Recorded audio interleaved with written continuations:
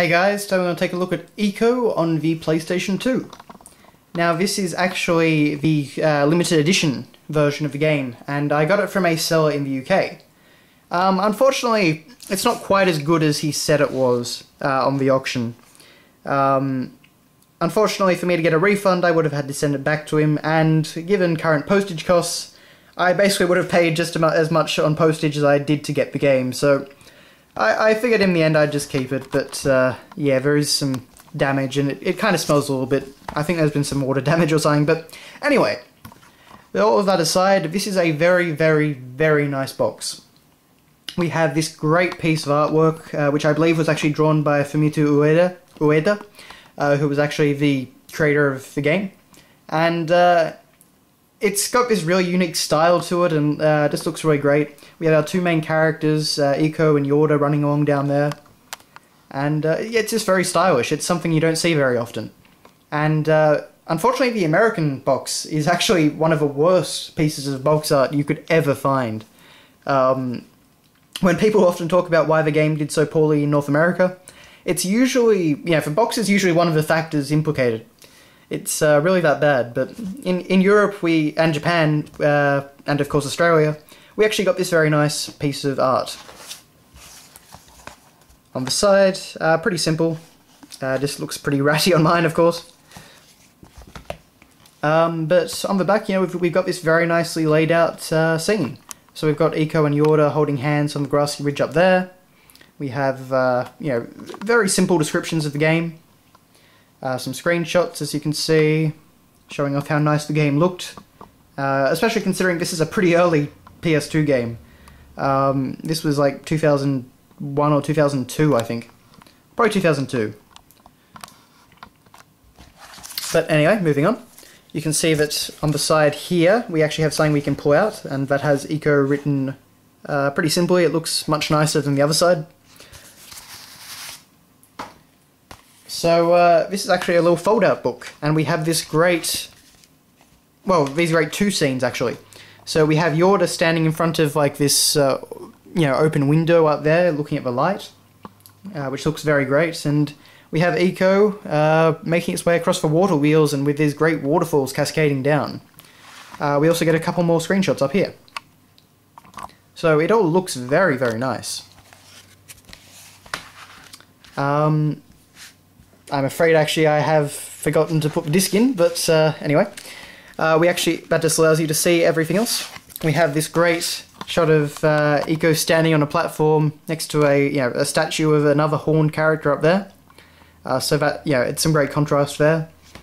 And we also get this really nice high quality shot of Ico there. So, I mean, it's very nice packaging. Very nice indeed. We have, now originally, this is why the limited edition is incomplete, as you would have seen in the title.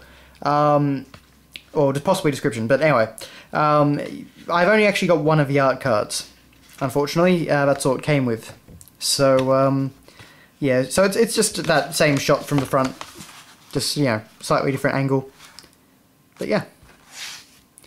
But moving on, we have, of course, our manual. And that has the same artwork that we had on the front cover. But it actually has this rather unique style to it, and a lot more artwork, as you can see right there.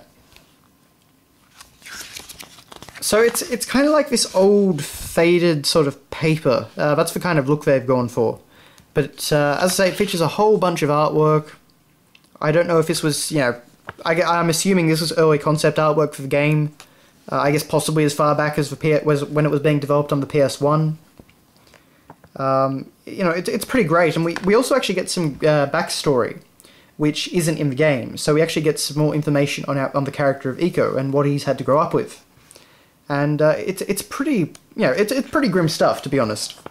But it definitely does a good job of setting the tone for the game. But yeah, so as far as manuals go, I think this was probably just included with a normal version of the game. But as far as manuals go, it's pretty top-notch. This is one of the few times where I can actually say that I don't mind the manual not being in colour, because it's obviously done for a stylistic purpose.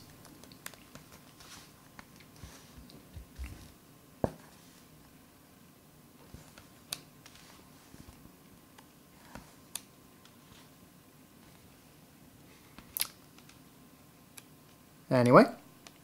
And actually, sorry, it even actually covers, I should say, the stages of the game. So it actually describes all the different areas you're going to explore, which is pretty unusual, you know, post the 16-bit era. Or actually, sorry, post the N64 PS1 era anyway. I recall that Shadows of the Empire, which was a Star Wars game, I recall that manual actually did that as well. But it's pretty unusual to see in most, you know, more modern era games.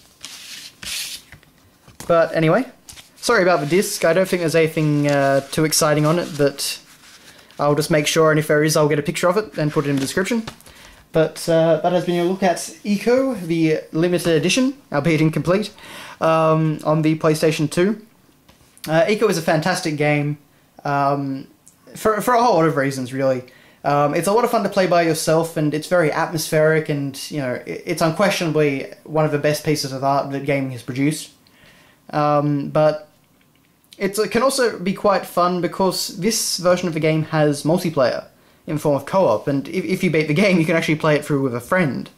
And it's completely broken and unbalanced in a lot of ways, but currently my friend Dizzy and I are playing through, we're doing a little Let's Play series on the game on my channel.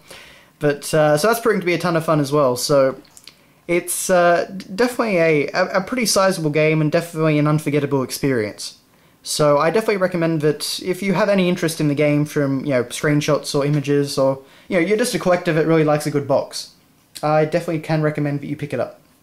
So thanks for watching, guys, and I will see you later.